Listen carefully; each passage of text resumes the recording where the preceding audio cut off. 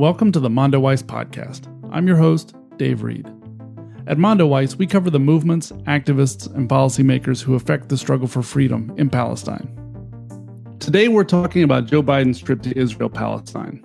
Last week, U.S. President Joe Biden met with senior Israeli and Palestinian leaders in a whirlwind trip through the Middle East. Biden has several top-level goals for this trip.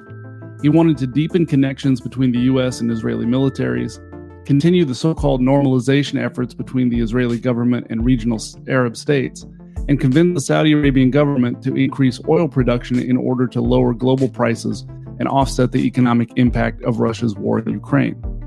He also managed, in classic off-script Biden fashion, to acknowledge that the Palestinian struggle against Israeli occupation is just like the Irish struggle against the British, although in this case, Biden is unconditionally supporting the British. Joining us today are Mondoweiss staff reporters who covered the trip. Phil Weiss is the founder and senior editor of Mondoweiss. Yumna Patel is our Palestine News Director based in Bethlehem. Michael Arria is our U.S. correspondent and author of the weekly politics newsletter, The Shift. And Mariam Barghouti is our Senior Palestine Correspondent based in Ramallah. Michael, I mentioned some of the top-level items on Biden's agenda. Can you give us some background on these and other issues the White House was trying to make progress on during this trip? Sure. Well, this was his first presidential trip to the region, and I think his first trip to Israel since 2016. As you mentioned, he visited Israel, the occupied West Bank, and Saudi Arabia. And I think you touched on, obviously the biggest, most obvious issues here, which were, oil, gas prices, resurrecting the Iran deal, which is something that seems to be teetering, and it's often how committed the administration even is to that. But another component to this that you touched on as well, as it relates to Israel, that I would highlight is this issue of what is often referred to as the Abraham Accords. This term initially referred to a joint statement that was reached by the U.S., Israel, and the UAE in 2020 during the Trump administration. But now it's kind of used as a catch-all to refer to other agreements that have been established in the area.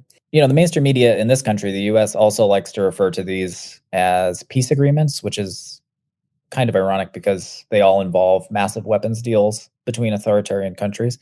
But it's interesting. There's obviously a difference, between the two political parties here in the U.S. domestically, but there isn't usually much daylight between them when it comes to foreign policy.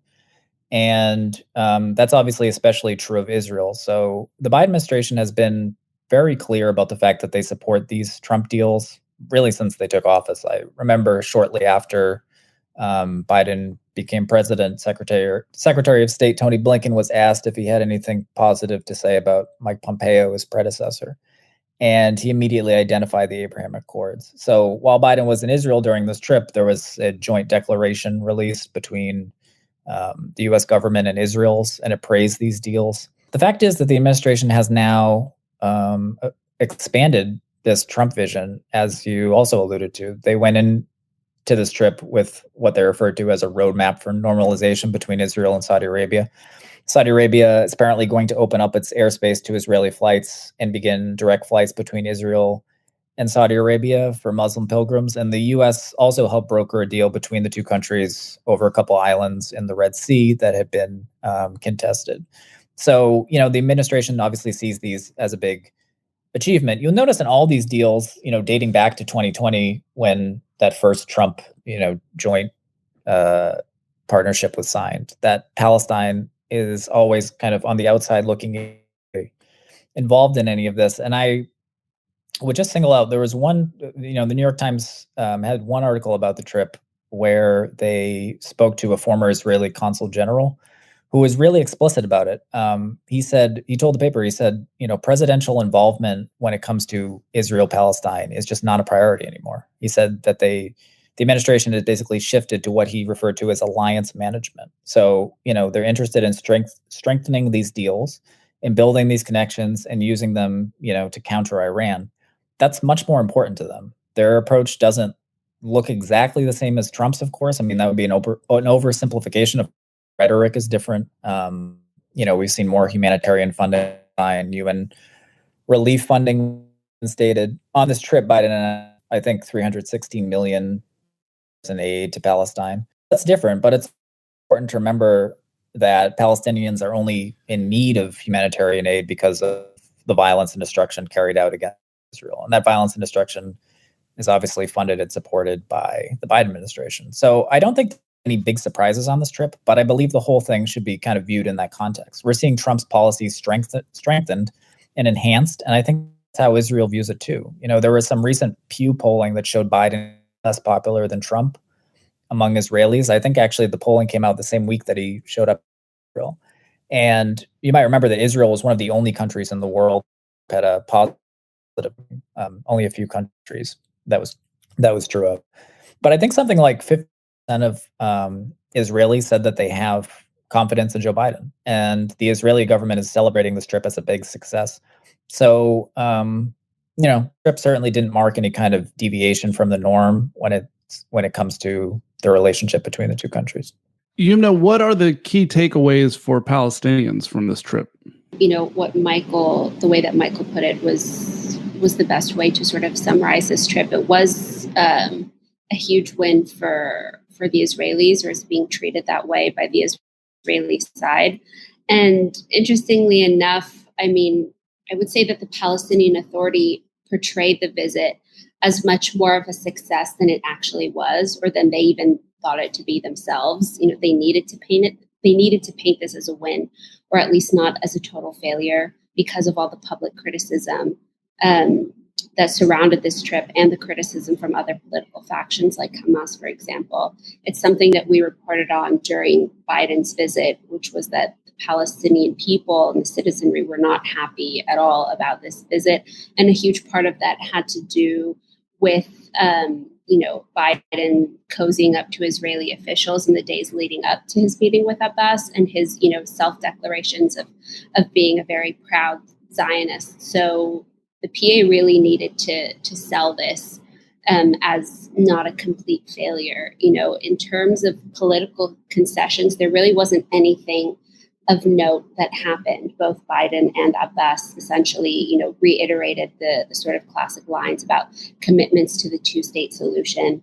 Abbas did say in his remarks that the occupation needed to end, and made mention of Israeli apartheid. And it's just something that Biden didn't comment on at all. Something that's not being talked about a lot or enough, I think, is that, and this is something that Michael mentioned, is that a huge part of this trip just reaffirmed the Biden administration's sort of stance toward these Trump-era policies, which, essentially they're largely upholding.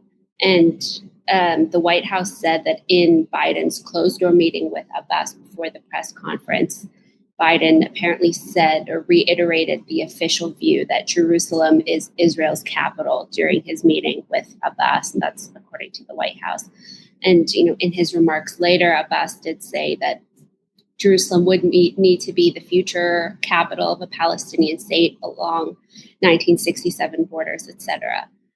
Something that's just really important to note is there's a clear difference between the PA and what the PA thinks, and of course what the Palestinian public thinks and the view of the people. There's such a disconnect between the Palestinian leadership and what people actually think. And this is something that we've talked about a lot, but in recent years, this divide has continued to grow. And I think it's fair enough to say that the PA and the PA positions does not reflect, the wider views of the Palestinian public at all. And so there weren't, any political concessions or any sort of measures or moves that were taken on that front. The Biden administration made an effort to really focus on these economic measures and so-called confidence building measures, focused on financial aid for Palestinians. They approved a total of $316 million in new aid. $100 million is going towards a network of hospitals in East Jerusalem that serves patients from the West Bank and Gaza, and another $200 million will go to UNRWA. And that's to replace funding that was largely cut by the Trump administration. The White House also announced $15 million in emergency aid and different initiatives to to, so-called improve the lives of Palestinians. That includes, rolling out 4G technology in the West Bank and Gaza. And the administration also said that it was pressing Israel to ease travel restrictions on Palestinians by streamlining the crossing between the occupied West Bank and Jordan. But of course, all of these agreements in terms of the 4G and easing travel and restarting economic and business relations is highly dependent on follow through by the Israeli side. And that's something that Palestinians, at least the Palestinian public, remain extremely critical of, in terms of there's lots of skepticism and doubt that any of these measures will see any follow through on them. And then there's also, it's safe to say that the large majority of the Palestinian public, I think, just views this visit as just another U.S. president, coming and putting forth the illusion of progress or of wanting to achieve something, when in reality the reality and the situation on the ground is very different. And Mariam, I wanted to ask you, it looked like there were more protests of this trip from Palestinians and Palestinian groups than past visits from U.S. presidents. Yumna talked about some of that disconnect. How did you see the Palestinian public experiencing this trip? So I think, actually, in contrary to previous visits by American officials, as well as foreign leaders to Palestine, it was less about protest and more about apathy, or kind of the anticipation that nothing is going to come out of this. As I was listening to responses from Palestinians across the different backgrounds, whether economic backgrounds or social backgrounds, or from Jerusalem, Palestinians with Israeli citizenship, Gaza, or diaspora, the response was the same. And that is, we cannot expect anything from an American government. This is the government that visits, each president visits during their term service as a symbolic gesture. But throughout the term, they are actively colluding with Israel, providing military aid, allowing for evasion of accountability. So for Palestinians, it was an expectation kind of what will happen. But this time it's different, because I feel in the past there was at least that inkling of, well, maybe we'll be surprised. But at this point, it's kind of, no, we won't be surprised. And this is not just an extension of Trump, what's happening here. It's an extension of since the Truman presidency, in declaring and legitimizing the state of Israel. So I think we're more and more just vocalizing that we do not approve of this, but our expectations as Palestinians here is close to zero. Phil, you've been watching and covering the U.S. media reaction to the trip. Can you give us some of that? What are the highlights and maybe some of the lowlights that you've seen? Well, I think I haven't closely tracked the media. I want to give an asterisk there. I haven't been reading the Times that closely. I watched a lot of the network coverage.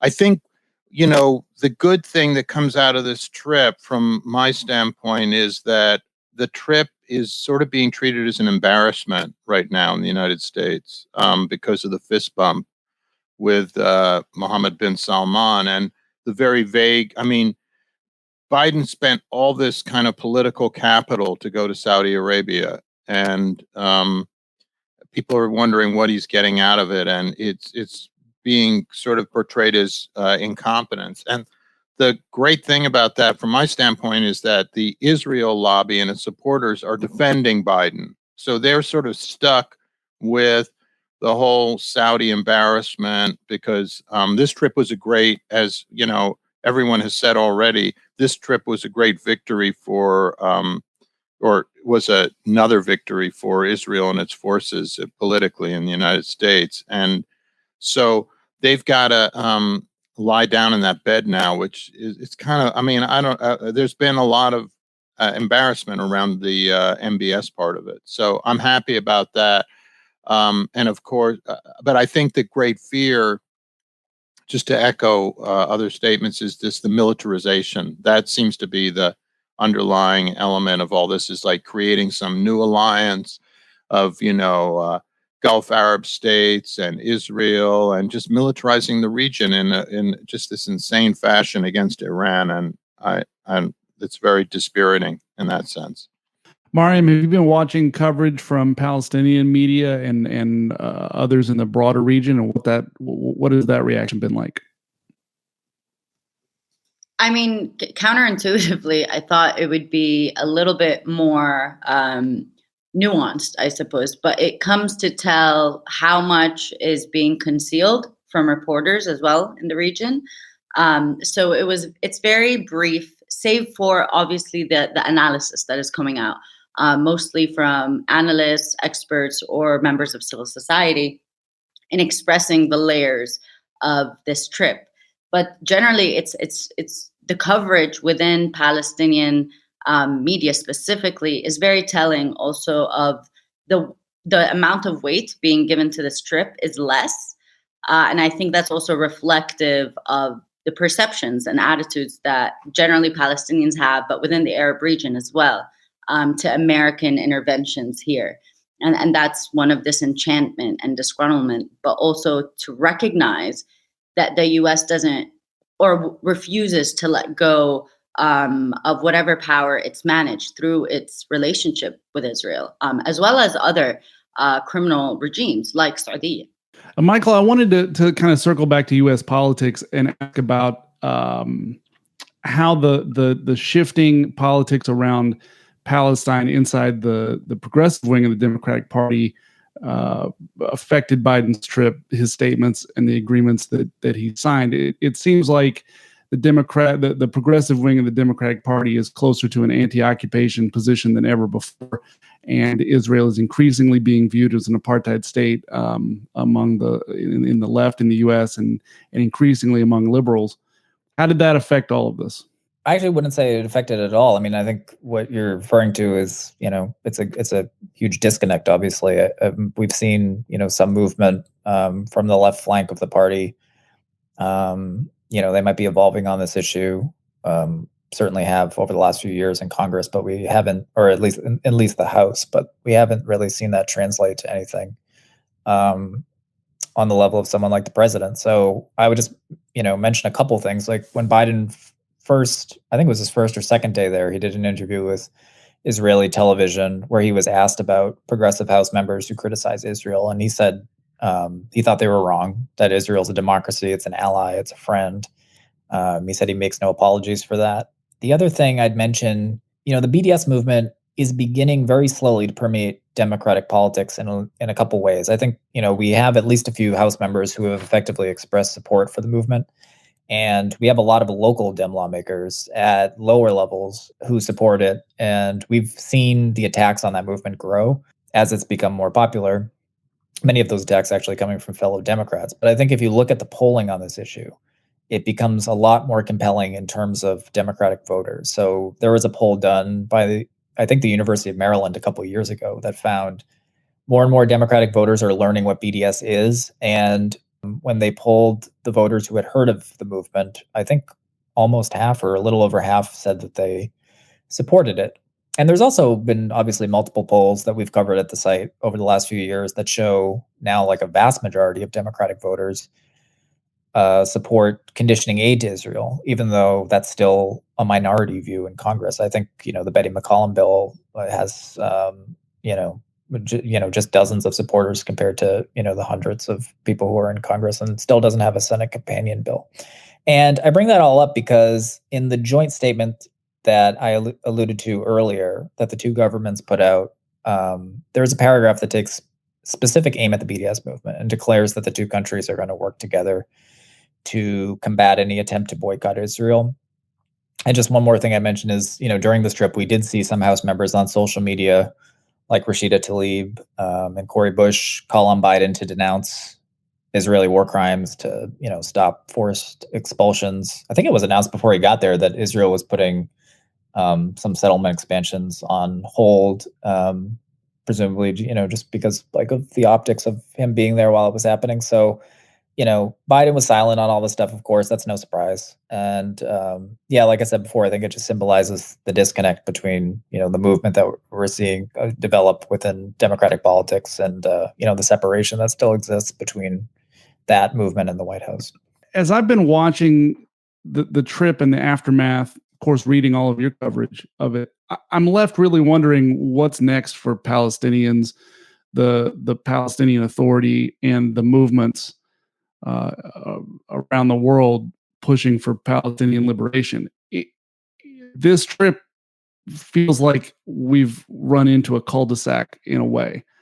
I mean, and by we, I mean like everybody. I think that U.S. policy has ended up in a cul-de-sac. I'm not quite sure where it goes. So my question is, what's next? Where does U.S. policy in the region go from here? How does it relate to the Palestinians? What do the Palestinian political structures do now? Is there any real future in the short term to achieve any kind of progress toward liberation using the structures and tools that are available at the moment? Yeah, I think it's a great question. And, from the Palestinian solidarity and activist standpoint, I can't speak to that so much as the political elements in the United States. And there I would just echo the sense that I think the trip was such a farce in some ways that it just exposes the failure of this two-state solution idea completely. And you had Democratic politicians on the left, the sort of liberal Zionist lane, saying, or center left actually, and in our politics, saying, wow, he supported the two-state solution, but it was such lip service and nothing to show for it. And all these liberal Zionists have been saying, take a stand against settlements. Biden did none of that, and so it's just pathetic. I mean, from my standpoint, it just affirms the vitality of BDS. I mean, that is, as Michael said, it's gaining traction in the Democratic Party and in progressive circles. And this trip, I feel, is just a great advertisement for that. It just showed that American politics are blocked on this question. We are going to do nothing for you. We won't even give you crumbs. I mean, we'll give you some crumbs, that money to the hospitals. It was just so insulting. I felt, from my standpoint, as someone who supports Palestinian human rights, I just found it, the marginalization of Shireen Abu Akleh as this is obviously, from what Yumna and Mariam have told us, and what seems obvious, this is an important thing to Palestinians, is that there should be some accountability on the killing of Shireen Abu Akleh. Zero from the Biden administration beyond, well, we'll meet with you in Washington later. So, and made Israeli leaders very happy on. I don't know. I just think that the politics of this have been exposed in a way that, obviously they were obvious to us. They've been obvious since 1948, but the joke is just getting more and more open. So I'm pleased by that. And I'm not sure anybody's mentioned this yet, but I meant to, just the contrast in the media coverage that we saw between Saudi Arabia, him visiting Saudi Arabia versus him visiting Israel. And, the brutality of Israel, it's not really something that he has to apologize or make excuses for. Both countries have recent examples of them killing journalists, and you see how, one of the killings is treated versus the other killing. And Biden actually, they published in the Washington Post right before he left for the trip, he basically wrote a justification for visiting Saudi Arabia, where he was saying, like, we need to establish some relations. If we want to liberalize the society, we have to talk to these people, et cetera, et cetera. And, in that op-ed, he has a point where he takes credit, or like offhand, he just said, he makes comments about the bombing of Gaza last year and says, without Biden administration, without our intervention, there wouldn't have been, it would have lasted for a lot more than 11 days, which is just like an incredible, strange, bizarre statement. Almost 200 Palestinians were killed, I think like 66 children or something. So to essentially come out and say like, oh, it could have been much worse, I don't know, it's just kind of like a strange argument. And to Phil's point, I think this whole trip has just kind of shown that it's hopeless on that level. There's no political solution on that level. The mainstream Democrats are not offering anything. And to Phil's point, I think it just shows that all the more that there has to be a commitment to BDS and a commitment to moving this forward that doesn't involve that obviously the Democrats aren't really connected to or involved in. So I think it's a symbol that we have to move forward like in different ways, and we can't have kind of the false hope that Phil alludes to that a lot of liberals have about this situation, that it's not going to get better on the ground through these means.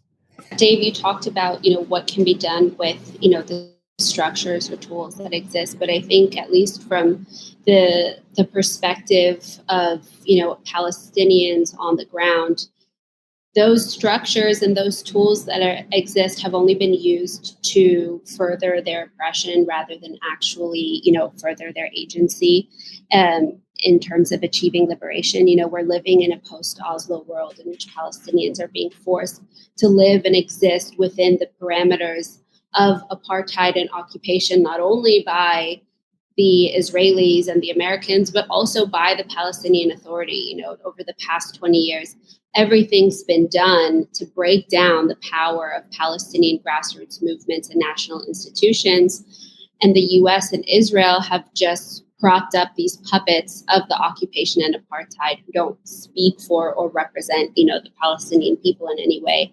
And if we continue, in my opinion, if we continue to operate within these existing structures, Palestinians will just, continue to be used as pawns in this game. And they're the ones that are going to continue to lose.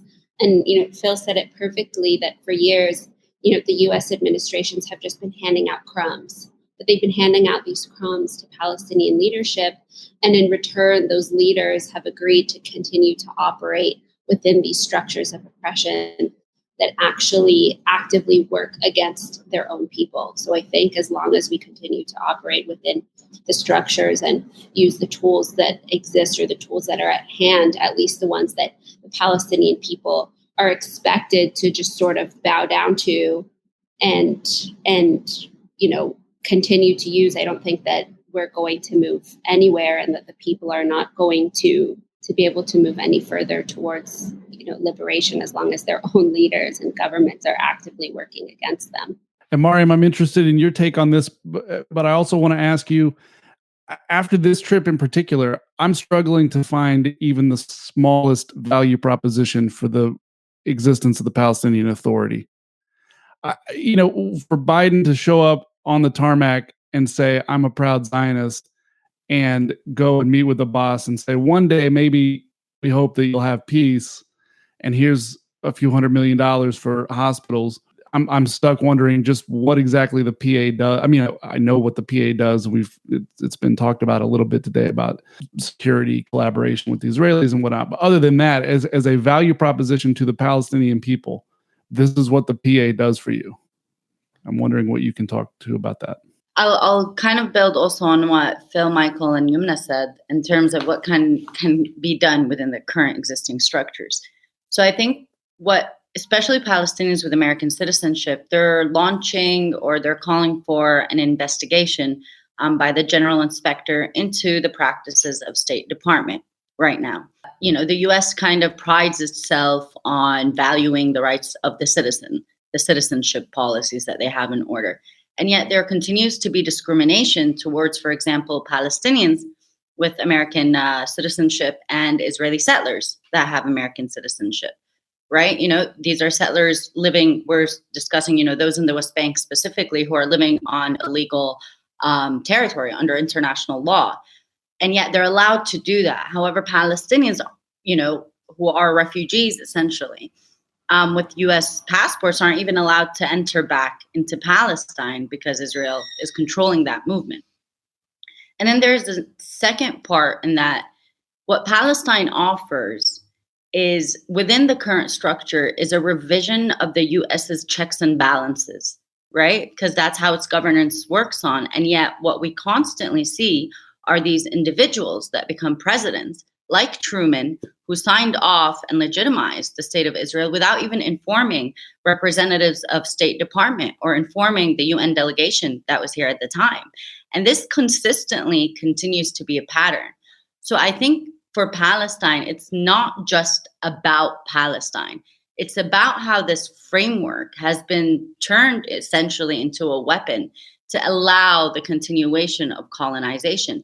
And now is the time to start questioning American government structures, because it seems like, as we speak about the PA that is incredibly corrupt, that continues to repress Palestinians, but as Yumna highlighted, it was essentially also allowed to be birthed by the US. So it's very reflective of American domestic policy as well, not just foreign. And I think that's what can be done, is to re-empower the youth to acquire kind of these rights that have been enshrined theoretically. We've been working for decades on them, but how to allow for their implementation fairly and justly. And then to kind of give it back to the Palestinians, to stop asking Palestinians for their reactions to certain events and start kind of highlighting the needs, the demands, the wants, and those are very valid and legitimate. I think, from there, we'll eventually build incremental change. But in the end, it's not just one generation or the other. It's how each can aid and facilitate the other. And it's our job to continue protecting the younger generations and allowing for their potentials to be critical and defiant and change. Everyone's just very resistant to change right now. Mariam, Yumna, Michael, Phil, thank you so much for joining me on the podcast. Thank you, Dave. Thank you, Dave. Thanks, Dave. Thanks. Thanks for listening to our show, a production of Mondoweiss.net. The music is from Sound of Picture. Visit our site to sign up for free daily and weekly newsletters on Palestine, Israel, and related U.S. politics. If you're enjoying our podcast, please consider becoming a donor by visiting Mondoweiss.net/donate. Mondoweiss is a nonprofit publication, and every donation of any amount helps sustain our work. Don't forget to subscribe to this podcast wherever you listen, and please leave a rating and review to help other listeners find our show.